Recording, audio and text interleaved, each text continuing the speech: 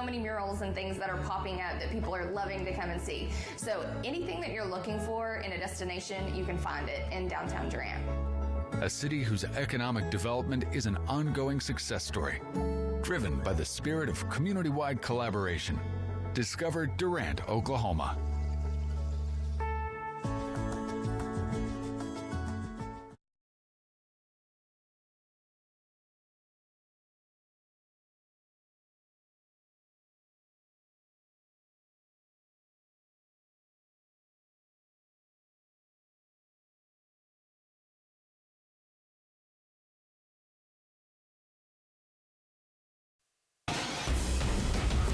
Welcome back to this Forewarned Storm Team special presentation.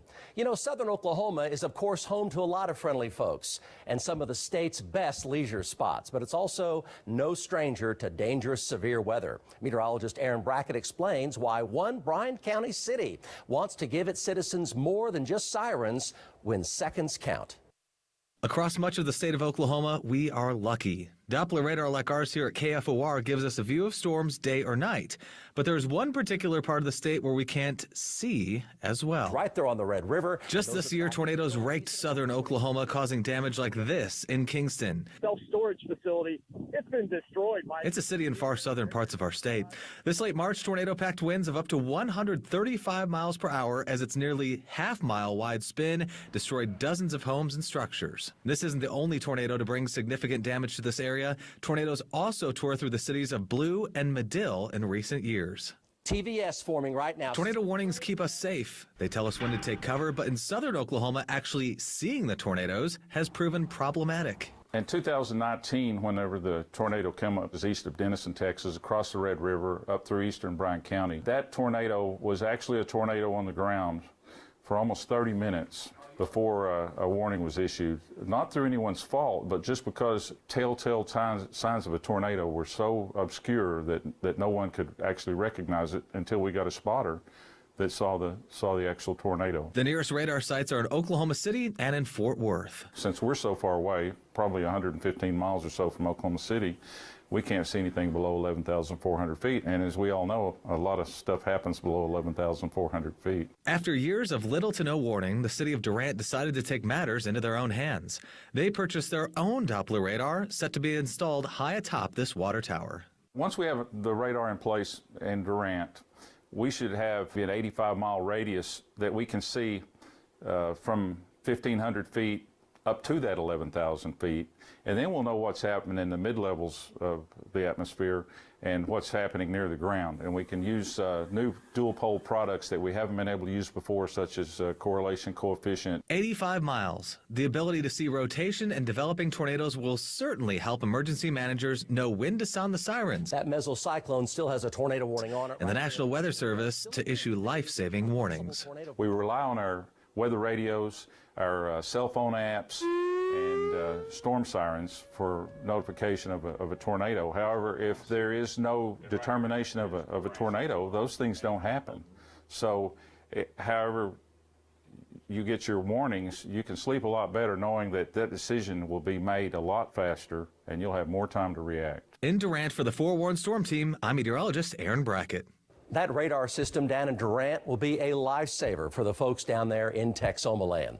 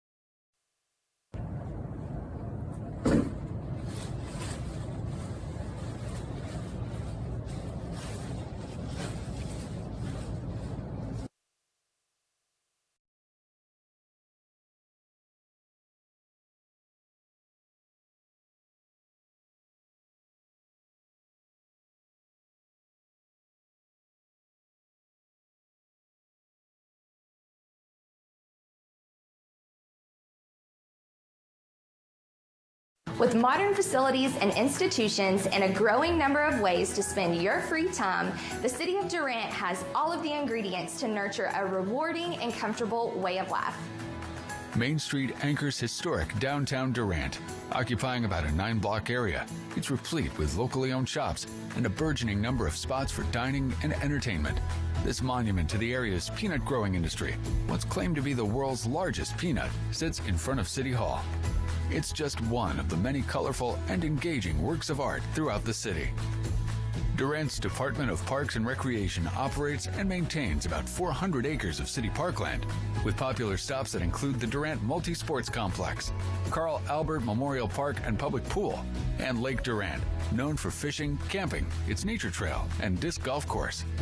Lake Texoma, just 15 minutes away, is a four-season paradise for lovers of the outdoors, with abundant recreation, attractions, and amenities for close-to-home getaways. The Durant Independent School District has a long history of educational excellence, earning statewide and even national honors in academics, music, and athletics. Durant Southeastern Oklahoma State University is nationally known for such fields of study as aviation, elementary education, and occupational safety and health.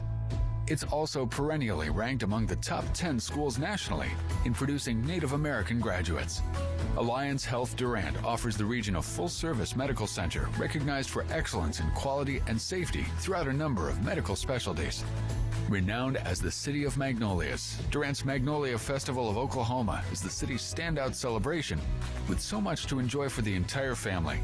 Drawing more than 20,000 visitors each year, it's one of the largest and most popular events in South Central Oklahoma.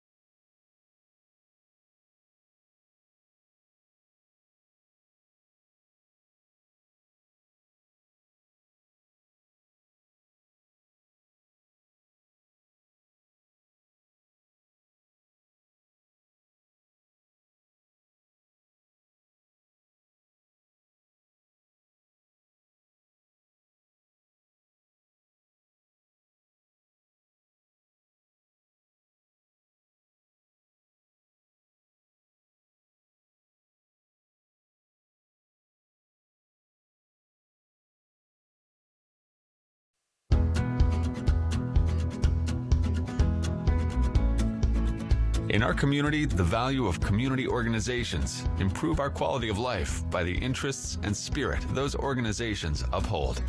Community organizations provide opportunities for friends and neighbors to give back, get involved, and come together while creating a sense of pride for the city they all share. Contact a community organization today and discover the contribution you can make through your participation and support.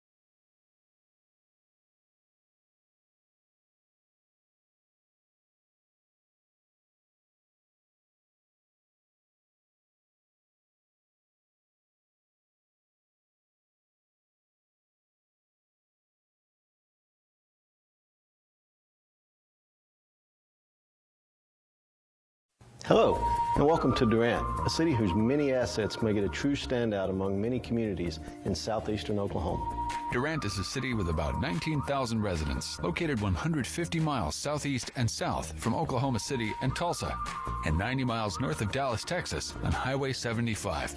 The downtown area is the city's vibrant heart, lined with unique, locally owned shops, service providers, and down-home restaurants. Downtown has its share of history, too, featuring the likes of the J.L. Wilson Building from 1901 and the stately Bryan County District Courthouse, built in 1917, both listed on the National Register of Historic Places. There's more history to be had at the Three Valley Museum, or with a visit to the Fort Ouachita Historic Site and Museum. And who wouldn't want to crack at the world's largest peanut? Or at least a simulated one, located in front of City Hall on West Evergreen Street as a tribute to Bryan County's peanut farmers.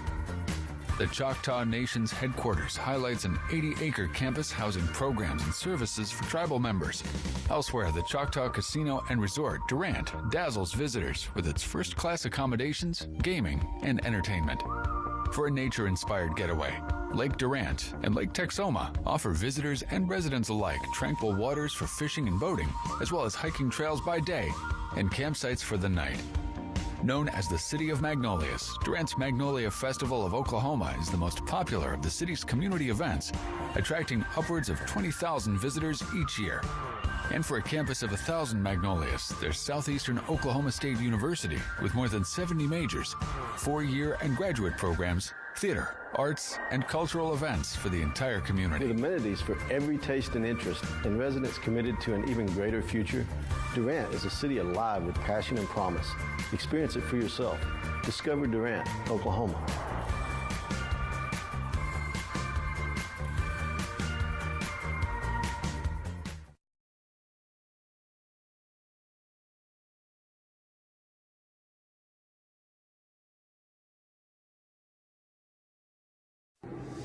Bryan County 911, what's the location of your emergency?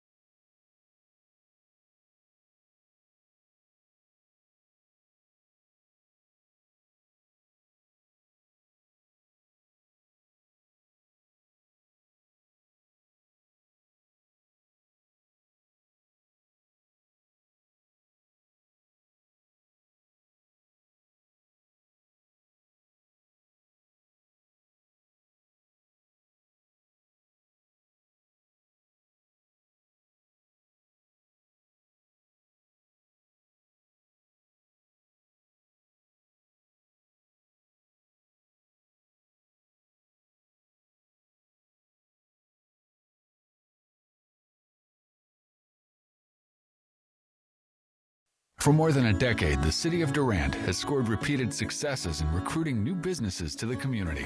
Manufacturing, food processing, and product distribution are among the business sectors putting down roots in Durant and bringing with them a higher standard of living for city residents. Over the last 2 decades, the Durant Industrial Authority has been able to recruit nearly $1 billion in new investment to the community. This has been accomplished through local partnerships with the City of Durant, the Durant Area Chamber of Commerce, and various other local partners. Working together, we hope to continue this trend while maintaining Durant's character and values. Durant takes pride in serving as the headquarters of the Choctaw Nation, the third largest federally recognized tribe in the United States. The 5-story, 500,000 square foot facility is the flagship of an 80-acre campus devoted to serving the needs of tribe members. On the entertainment side, Choctaw Casino and Resort Durant includes southeastern Oklahoma's only AAA 4-diamond rated hotel, as well as a dozen restaurants, live entertainment, more than 4,000 slot machines, poker, and other table games. Historic downtown Durant charms visitors and locals alike with its eclectic lineup of unique shops and local restaurants.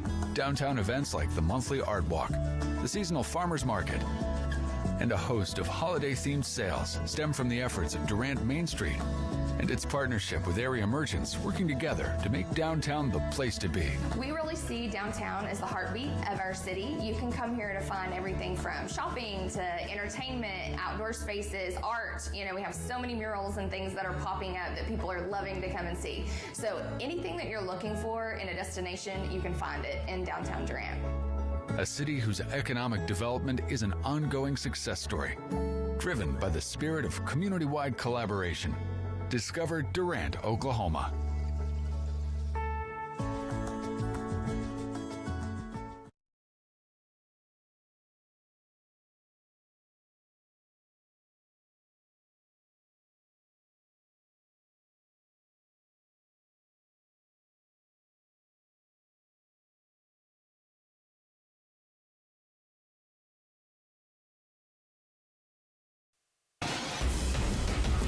Welcome back to this Forewarned Storm Team special presentation.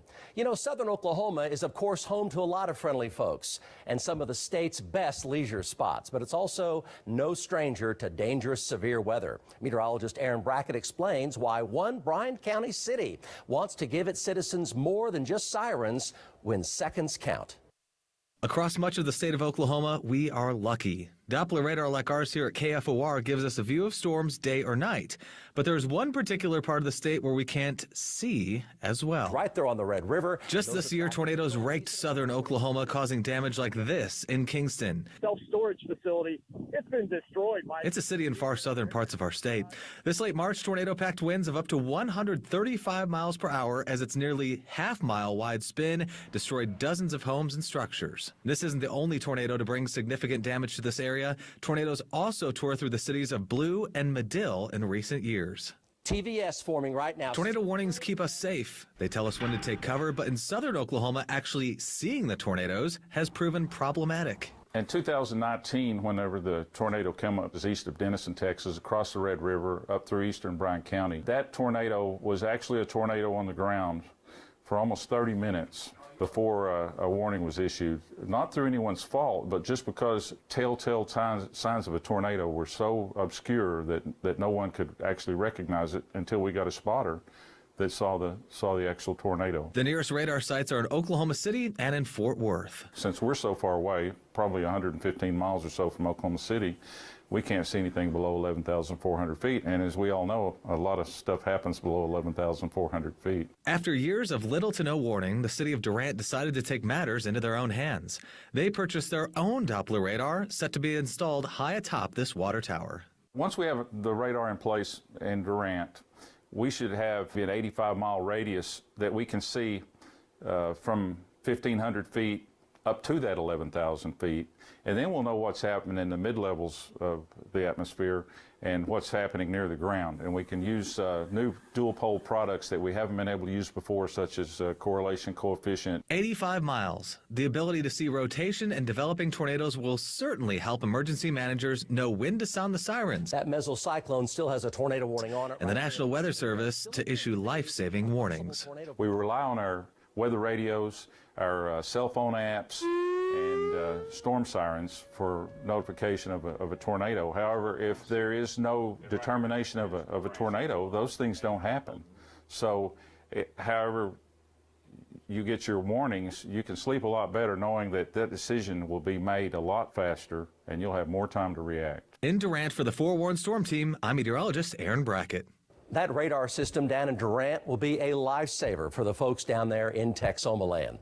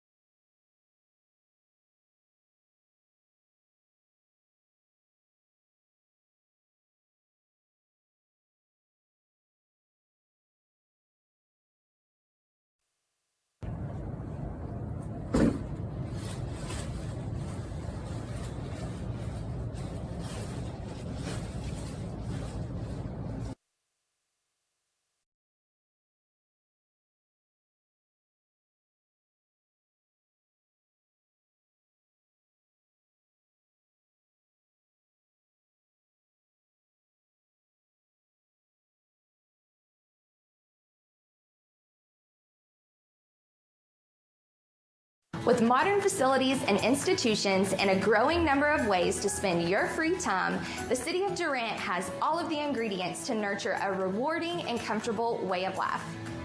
Main Street anchors historic downtown Durant, occupying about a 9-block area. It's replete with locally owned shops and a burgeoning number of spots for dining and entertainment. This monument to the area's peanut growing industry, what's claimed to be the world's largest peanut, sits in front of City Hall. It's just one of the many colorful and engaging works of art throughout the city. Durant's Department of Parks and Recreation operates and maintains about 400 acres of city parkland, with popular stops that include the Durant Multi-Sports Complex, Carl Albert Memorial Park and Public Pool, and Lake Durant, known for fishing, camping, its nature trail, and disc golf course. Lake Texoma, just 15 minutes away, is a four-season paradise for lovers of the outdoors, with abundant recreation, attractions, and amenities for close-to-home getaways. The Durant Independent School District has a long history of educational excellence, earning statewide and even national honors in academics, music, and athletics. Durant's Southeastern Oklahoma State University is nationally known for such fields of study as aviation, elementary education, and occupational safety and health. It's also perennially ranked among the top 10 schools nationally in producing Native American graduates. Alliance Health Durant offers the region a full-service medical center recognized for excellence in quality and safety throughout a number of medical specialties. Renowned as the City of Magnolias, Durant's Magnolia Festival of Oklahoma is the city's standout celebration, with so much to enjoy for the entire family. Drawing more than 20,000 visitors each year, it's one of the largest and most popular events in South Central Oklahoma.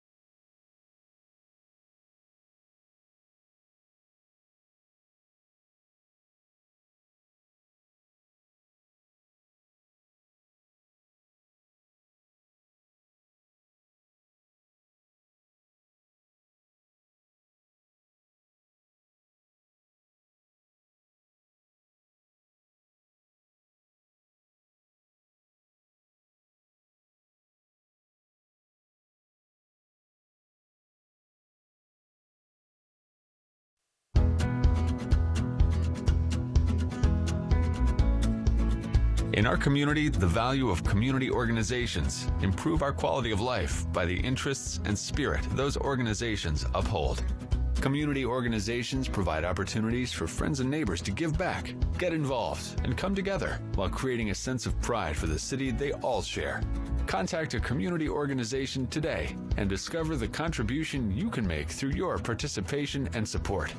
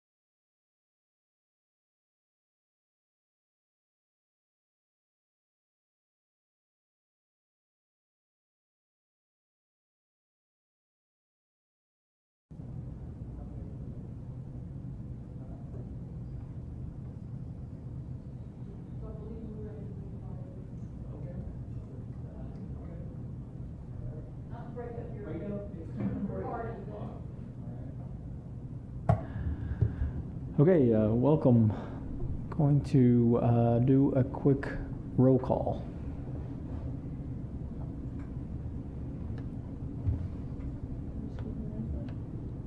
Oh, call the meeting order. Let's start with our prayer. Sorry. I was looking up there, so I'll call to order. It's in my defense. It's in the other order up there, or is it not? No, it's not. Okay. What is the difference between call to order and roll call? Yeah. Okay. All right, so let's call the meeting to order, and Wayne, would you mind praying for us? I will. Heavenly Father, we thank you for the day and for allowing us to be here at this place at this time. Lord, we ask that you give us clear thoughts and help us to make good decisions, Lord, that benefit everybody. Let the constituents leave this place knowing that they had received due process, Lord, and the decisions were fair. In your name we pray. Amen. Amen. And let's salute the flag. I pledge allegiance to the flag of the United States of America and to the republic for which it stands, one nation, under God, indivisible, with liberty and justice for all. Okay, now let's do roll call. David Rhines, Present. Mike Davis, Mike Allen, Present. Wayne Jones, Present. Connor Alford. Okay, order of business. We have one item tonight. Looks like it is consider the approval. Oh, I'm sorry, we got to approve our minutes first. I'd like to remove item 1A from the consent items, which just puts it at item 2.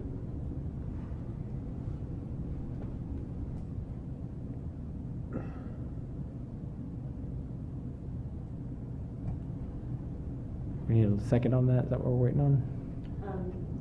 He removed it from the consent so we can go No second is needed to remove it from the consent docket. and then find out what the comment is. Yeah. So we would move to item 2. So item 2 is considered items removed from consent. Yes, which is weird. So I wanted to amend the minutes. I'll make a motion to amend the minutes of May 19th, 2022 to reflect that the Board of Adjustment did consider the applicability of Section 157.30 of the City Code to those circumstances. What that is that's the four questions. And I noticed the minutes didn't say that we specifically considered the applicability of those, and I want the minutes to always reflect that. So that citation was Section 157.30 of the City Code. And that was a motion.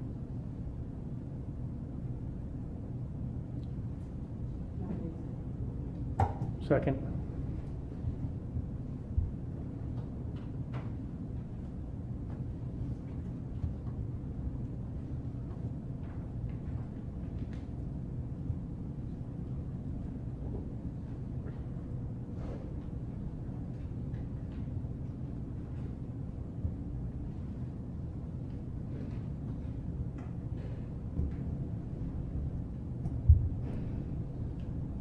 They all come through? Oh, over there. Perfect. Okay. Number 3 says information items. Nothing? Okay. All right, so on to our public hearing and our item for tonight. It's BOA 2022-07, request by Main Street Coffee for variance to 156.035 district regulation pertaining to the front and rear setback requirements for property located near Main Street and Radio Road. Good evening. Yes, this item is a request for a variance for the front and rear setback to this property. Just some background for you guys. This property has gone through a final plat process as well as a revocable permit. The final plat was basically to move the property line, the center property line that divides the corner lot and the triangle lot 40 feet to the east. Just to make this triangle piece that we're talking about this evening bigger and buildable, more buildable than what it was originally. And the revocable permit was for parking that is in the right-of-way on Main Street. Main Street still has the old highway right-of-way that's there, so that it's about 100-foot right-of-way that's in that area. So that is what the revocable permit was for, just so that you guys have some recent background of that. The determination of the building inspector and staff of the setbacks was that the rear setback would be what that property line is on the north side of the triangle, and then what abuts Main Street is going to be the front property or the front setback. So in other words, this will have a front setback, a rear setback, and the side would be on the east side of the property. So that kind of gives you an idea of what we're looking at. Byron, there's a couple other pictures that kind of show it a little clearer down later in the packet. The current setback for the front is 25 feet. The rear is 20 feet. The applicant is requesting a front setback to be reduced to 15 feet and the rear to 10 feet. The comprehensive plan has this area as a commercial for the future land use map. It should be that very next one. There you go. So it is in line with the future land use map. The staff doesn't have necessarily any problems with it. The only question that staff had was whether or not it met the 4 requirements for the variance. So if you have any questions of me, I'd be happy to answer them. The applicant is also here if you have any questions for them. I've got a question.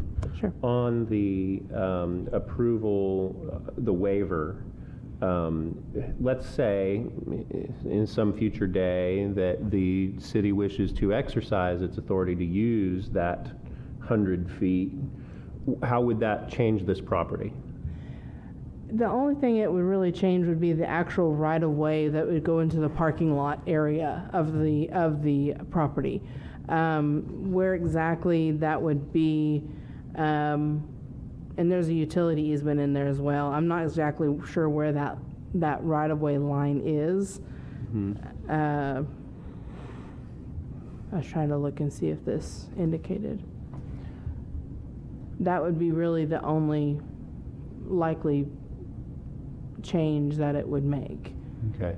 Because my concern is if we were to expand the highway or something in that area to the maximum allowable easement that's already existing, right, and approve the variance, would we then have a building that is right up next to the road with no parking lot? Is basically what I'm asking.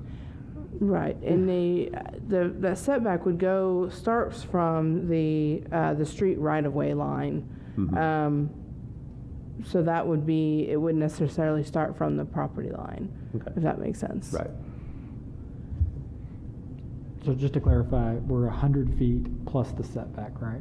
From And I may be off on that what that right-of-way is, but typically your highway right-of-way is going to be, it's 100 feet completely across, so you're 50 feet from center. Did the applicant get the 4 questions? I'm sorry, yes. Okay. So is this for, it looks like they've taken this and they've got it into 2 plats, the one to the right and one to the left. Is this affecting both those? No, just one.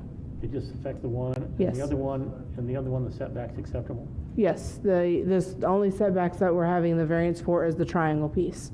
The corner piece, everything meets setbacks, and that piece is moving forward as far as building permits and things like that.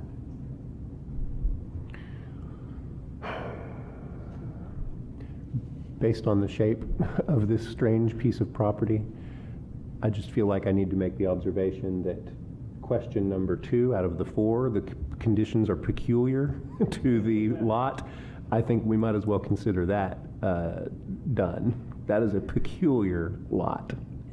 I will add that there is only really one thing in ordinances that address a wedge-shaped or triangle-shaped lot, and that is that the required frontage shall be measured from the front building line. Unfortunately, the front shall be measured at the building line. Okay. But the frontage is not at question here at all. Right. Because the frontage on all sides meet all requirements. And that usually doesn't come into play unless it's a residential piece. Then it could be a little peculiar in that. But for this one, and that's the only guidance that we're given. So there's not really any guidance given as far as, a setback. I mean, you have a front and rear setback, which that is clear as far as how that is defined. But unfortunately, that it's the peculiar shape does lend itself to that. Yes. Do we have something that shows exactly what we're trying to build there? So the gray outline is the outline of the building that they are trying to place there. That's kind of the general what they're trying to place there if they get the variance. And they've stated at the city council meeting that if something happens that they do not get the variance, then they'll just make it fit within the current setbacks. And the variance is for back? The front and rear. So it'll be so where the red lines are on that map there, it'll be the north side of the lot and the south side. So the part facing Main Street and the part that's back towards Chicken Express. Right, so on the back side, you're how close to, how far off, or what's your delta on your setback there? Right now it's required as far as to be 20 feet, and they're asking for 10. And then they're proposing no drive around the back of the building. Correct. There will be no driving. They're just going to have it as all the drive will be out the front inside. And then only, I assume, just those 2 concrete stoops coming off the back for emergency exit? The applicant would know better than I, but I would assume that's what it appears, yes. So if we stick with the back for a minute, since that's where it's going, the spirit of the requirement of the 25 feet, right? That we're at 20 on the back. Yeah, 20 is in the rear and back. 25 in the front So is that, the requirement. That would be to accomplish. I mean, because we all know that that's a parking lot that's directly behind them, right? Mm-hmm. That's Yes. the Chili's and the Chicken Express parking lot. So there's complete access back there, right? Yes, at this point. Behind the property. At this point in time, yes. Yeah. I mean, obviously, we can't foretell the future, but at this point in time, it is a parking lot. Currently, is there an access from the parking lot into that triangle? No. There's not a drive? No, The only access to this, to the lot will be from Main Street or from Radio Road. Existing, so I'm assuming that's just some tree shadows and. Right, and currently there is no access Okay. to that lot at all, except the way it was before was off of Radio Road and Main Street. And that's the way they're having it, but they're pushing the Radio Road back away from the light a little bit closer to Chicken Express, and then they're having only one point off of Main Street instead of multiple.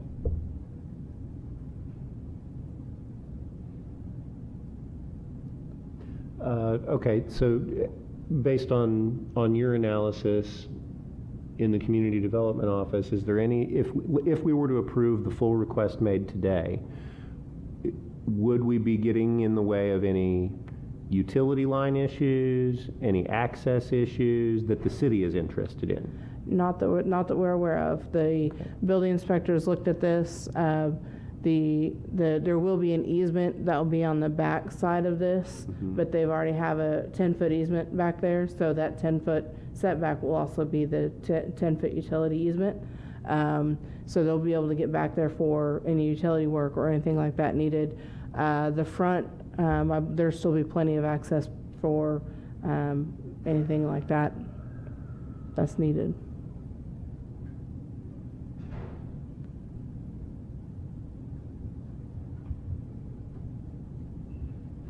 And then it looks like one parking stall over there is kind of encroaching in the setback. And is that acceptable? I believe, based on what I remember talking with the building official or building inspector, it would be, because it's not a permanent structure. Oh, okay. It's not in the right of way, so it's in a. I guess it's not much different than if it was all concrete with no grass. Right. Okay. Although that wouldn't be allowed either. You have to have a certain number of landscaping for ordinance. What about the dimensions on parking? I mean, is this one of the, it's always hard to tell from an illustration, and I think we all know what type parking is like. Right. And the dimensions are set by ordinance as far as what is required. Okay, and these meet those definitions? We don't know. We don't have the exact definition defined. Once we get the plans, we'll know, and it'll be set as far as. But we don't have the full set of plans as far as what exactly how many. But the parking will be required, and we don't know how many parking spots are going to be required until we know the building plans and the shape of the building and the square footage of each building. So just to clarify, even if we did not approve any of the requested variants today, in a technical sense, this is still a buildable property. It would just be buildable smaller. Correct. And ultimately, this request for a variance achieves mainly the goal of getting a bigger building. Correct. Okay.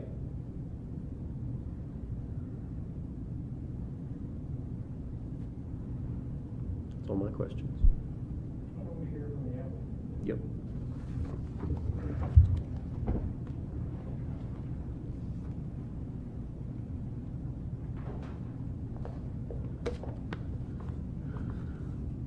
Good evening, board members. Thank you for coming out on this warm day and hearing a presentation. My name is Steve Harriman. I'm an officer with the Burke Collins Company, where we're located at 500 Grapevine Highway in Hurst, Texas, 76054. We purchased this property, and I think I can answer some of the questions that you may have. We purchased this property approximately a year ago from dear old Mr. Watson of Watson Burger fame. And we've worked on this project pretty strongly since September, October of last year. If you remember, there were 3 tenants that occupied the premises. And even to this day, if those buildings, structures would remain today, they would not be in compliance with the ordinances of today. They're grandfathered, of course. So during the year, we had to work. The tenants were left with basically a month-to-month lease. And so we had to work with those tenants in time. You had the hairdresser, you had the Remax broker, real estate broker, and you had the donut shop. So we worked with them to give them enough time to go find another position somewhere else in the city. And so that's, we come up on the 1st of this year, and we're now really getting set and to really move forward. And unfortunately, our founder passed away just short of 80 years of age, and that set us back a little bit time-wise. But with what we've accomplished in the last, say, 3 months, we've really moved, and with the help of folks like Danielle and Audrey, we've had real good workable session during the last 2 or 3 months, and really got things down to brass tacks. I would like to say that, you know, the primary challenge is something that you've already dealt with here, is the shape and the size of the property. And of course, we're dealing with just lot 1 after the final plat, being the building that has not a rectangular shape to it because it's not a rectangular piece of property. So we have come up with a plan where that would be approximately a 3,500 square foot building. The other building on lot 2 to the right is HTO. And if you're not familiar with that concept, maybe the closest one's Ardmore, but it's an expansion group. They're much like Starbucks, but they specialize in tea. And we feel like with the addition of that tenant and the addition of the 2 tenants that I'm going to describe to you that would occupy the building in question here on lot 1, that our sales tax will probably increase 4-fold for what it was with the previous occupants. In addition, we're prepared to sign the building permit for the HTO. Since they're not part of this application, they should be getting their permit here in the next 2 or 3 weeks once their drawings are submitted to the staff. The other building, we have 2 leases that we're working with. And I've got some elevations I'm happy to share with you. One is T-Mobile and the other one is Sport Clips. Can I approach you with, okay.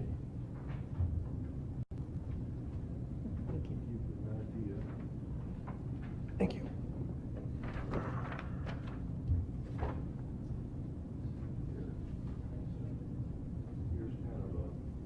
Now, as you all know, all things are always subject to change as you get closer to construction, but this will give you a good idea of what we have planned.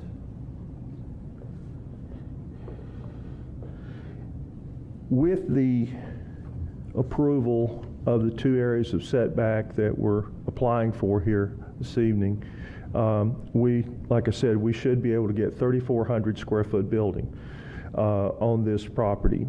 Of that, T-Mobile has a lease ready for us to sign, but obviously we can't execute it until we go through this process and find out whether we can deliver what they need in the form of 2,000 square feet. Sport Clips would take the remaining 1,400 feet that is in the tougher part the far west part of the building that has very little depth to it, again, because of the shape of this property.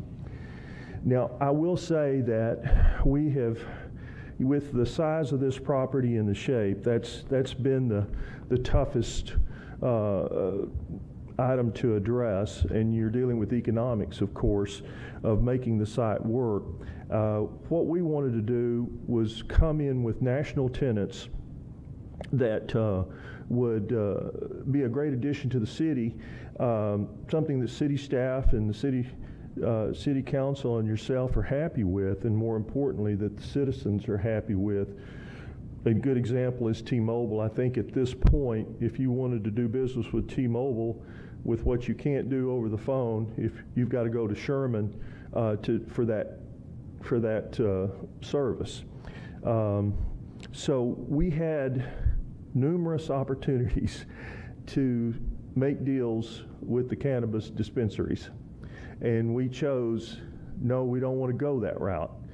We want to introduce something that's new, that's something the citizens would be proud of,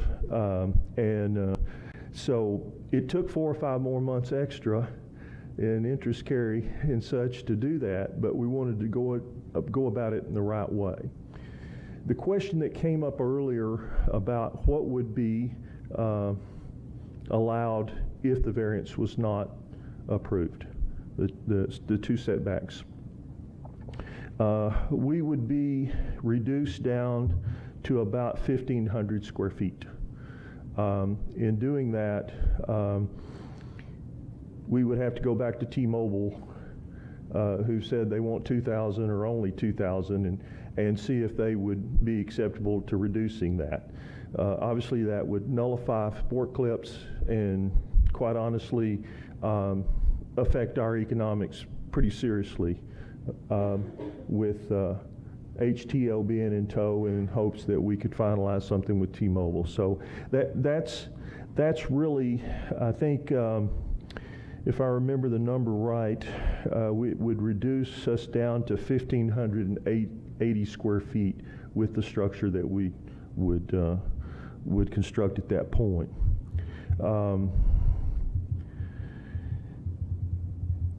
Like I said, one of the things that we've looked at was improving the community. We've had conversations with our neighbors to the north.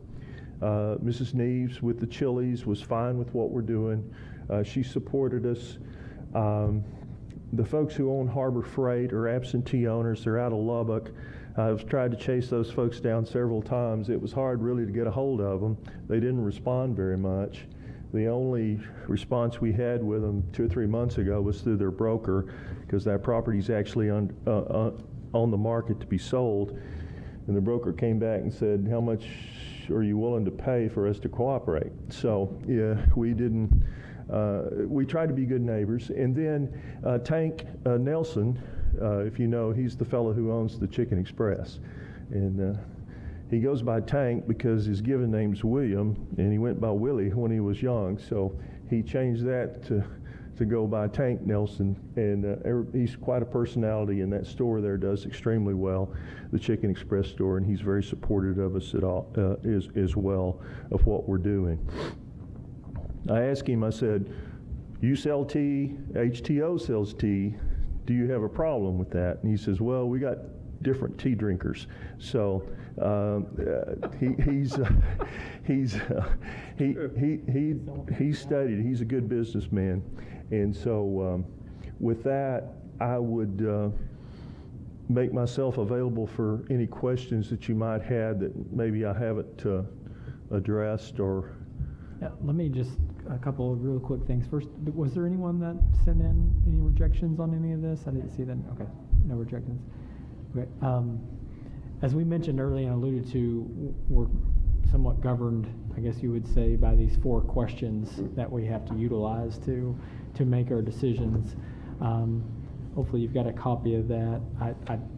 Mike alluded to the second one. I think that we're, in my opinion, we're probably fine on the first 3. I think the trigger question probably for voters up here will be what Mike alluded to around the minimum necessary to alleviate any any unnecessary hardship. So in my opinion, I would encourage you to address that fourth question with keeping in mind that we are not allowed to consider monetary profitability or anything that would be considered in that. So if we can attack that fourth question with an angle that would help us maybe understand how we can apply your business plan that would fit into that into that fourth question's requirements. Oh, here it is.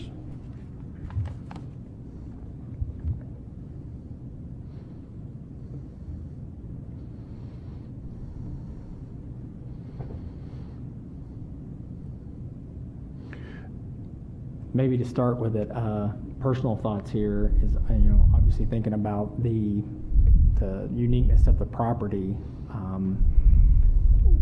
We know that outside of monetarily, we're going to have a smaller building with less tenants. Mm-hmm. Do we have a building left that's even, anything? Is there anything that's maybe? Well, I think that's difficult to utilize at that point. I think that the alternative, separate from the monetary side of it, is the fact that if we could not, the maximum we could put on there was 1,500 square foot building, then we would be have to go back to T-Mobile and see if their broker and them have pushed back. And this is a corporate. This is not a franchise. This is corporate T-Mobile for what it's worth. We'd have to ask their permission if they chose to take the position that they have so far. Then we would have to find a way to draw up another building that was smaller, 1,500 feet, and deal with whatever tenants would possibly be there. To say that it causes the property to be functionally obsolete, I don't know that we can say that. But it does create a hardship that if we cannot find the proper tenant that we're happy with, that we think the citizens, then I guess the property would lay dormant for a period in time, for however long it would take to find a right tenant, or if my ownership decided to go a different direction in how they approach this, the exit strategy of it. Like I said, we've tried to stay with the national tenants, and the rents that we are looking to accomplish will be some of the highest rents probably in Durant for space, which means the net effect of that is ad valorem taxes will be able to accelerate from where they've been. Sales tax, we won't. That would be in question based on whoever we found to take the smaller building that we're left with. Well, I'm trying to spin this. So what you're bringing to this property is really a national tenant that we currently don't have in town.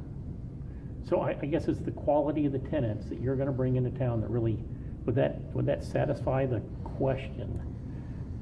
I mean, our training on the 4 questions was that we shouldn't get into questions of economics, profitability. Right. Quite honestly, and this is just my take on the training that we received and the way that the statute is written, is it's zone commercial, which means we should find a way for it to be used for commercial activity. I mean, that seems like a baseline that otherwise the City and Planning Commission wouldn't have zoned it commercial and then put setbacks that mean you can't even use it for commercial stuff.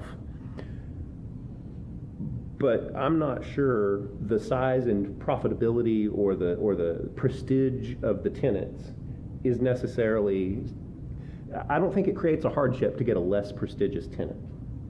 Does that make sense? Mm-hmm. That's just my view. I was kind of looking at more globally for the city of Durant, not necessarily, and maybe it has to be specific to this project. Yeah. I mean, for the city of Durant to have a national tenant come in, it is good for the city, but I don't know how much it affects the property. Mm-hmm.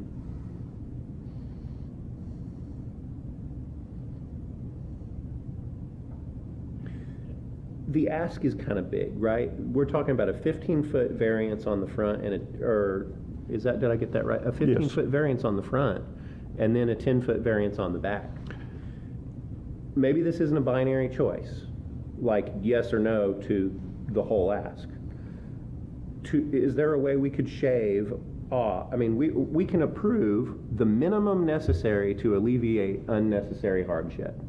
Now, I understand the argument that a 1,200, 1,500 square foot building is very difficult to use for commercial purposes. But if we can get you to a 3K square foot building instead of a 5K square foot building, to me, that sounds a lot more like the minimum necessary to alleviate the hardship. At this point, I think the maximum that we're asking for is 3,420 feet. Not 5,000.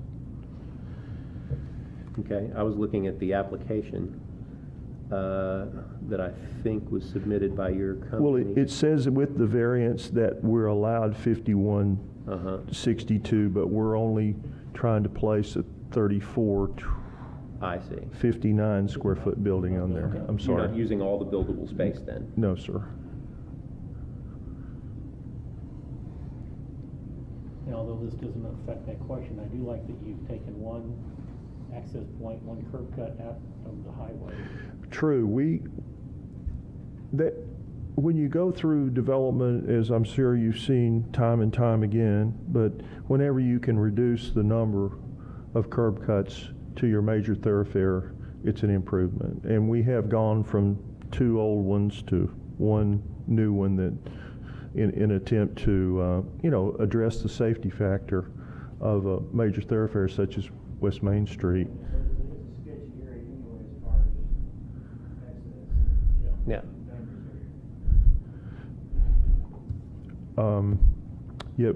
Yes, sir. We have dealt with that, and we never asked for 2. We went ahead and complied from the outset of 1, knowing full well that was probably staff's requirement, but more importantly, a preference of the governing bodies here to deal with the safety aspect of a major thoroughfare first and foremost. And like Danielle said, we moved the one on Radio Road somewhat also to get it away from the intersection. Let me try a different approach here, just as I'm looking at this. So we have a peculiar property. Yes. I think we all agree with that. The size is limited. The shape is difficult. If we take a look at it as if the minimum to do to make this property would be this building. In other words, if you were to not provide this the opportunity to do this, are you left with a building that doesn't fit that particular property? In other words, you've got H2O next to it, you've got Chili's, you've got Walgreens, you've got all these properties, and then you're left with a small $1,500 retail space that doesn't even fit the landscape of whatever. You've got a huge shopping mall behind there. We've got we've got the chicken place. I mean, a building that's 1,500 square feet. Once you have employee space, you don't even have viable showroom for any type of retail space. That is a good point. And it'd be right there next to much larger buildings. Right. It'd be a little tiny silo in the middle of all that space. Right. Yeah, I think we've done a good job of keeping the visibility corridors available to those folks that are behind us, Chili's, Chicken Express, et cetera, so that we're not really blocking their visibility from West Main Street. It's an attractive building.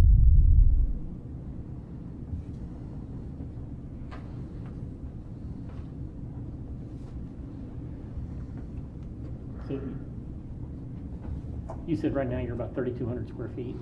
34, Oh, 34. 3459 to be exact. And you could go up to, if you were, okay. But your application was closer to 5, but if we limited this to that footage, would that be unacceptable? Yes. So, what would have to be proposed to do that? You obviously need the same variance. Is there a way that we can, the city, can you opine on that? I mean, to build the building that you're saying at 32 whatever square feet, you need these setbacks. Is there a way that we could? 3459, restrict it to that size? Restricted to that size. Yes, we would be agreeable to that. I don't know, it doesn't really change the variances, so. And we don't really have jurisdiction over the building size. We don't have the ability to do that. I'm just saying, if we proposed a new thing that limited. If they proposed a new thing, though, other than what this is, would they have to come back to get another variance? Possibly, because we're considering A different structure. Right, we're considering something different, because right now we're considering the setbacks themselves. And I think we need to keep it on that. Now, how we get there, because that's the only thing that we probably need to consider. Now, how we figure out to put that type of structure on what the setbacks needed to be, I'm not sure, to be honest. I mean, I'd have to look at it, and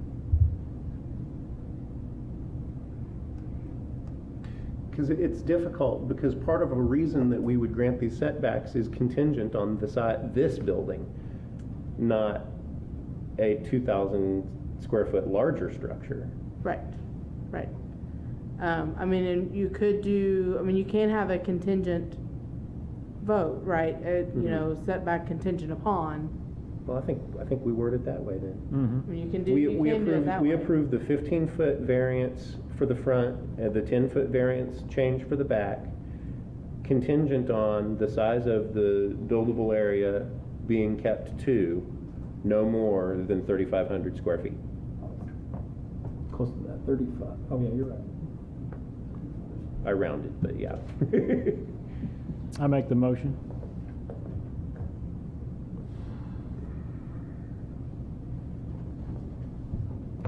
Okay, so just to recap, we have a motion for approval of the variance contingent on a 3,500 square foot property being built. Maximum. No greater than. No greater. Maximum. Yes, we're agreeable to that. Second.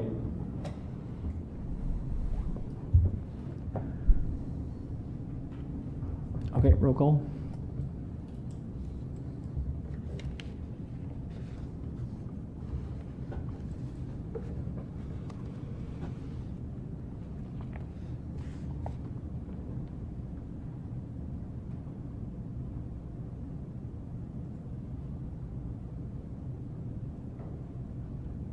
There we go. Okay, it's been approved. Thank you, sir. Move to adjourn. Second. You skip new business. Oh, you skipped new business. Well, there's a delay from me to there, so that's just how it works.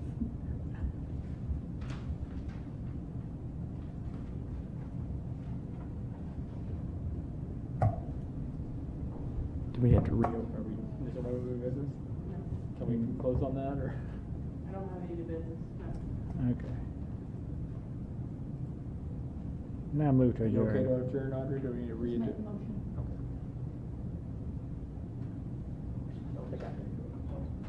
Move to adjourn. Second.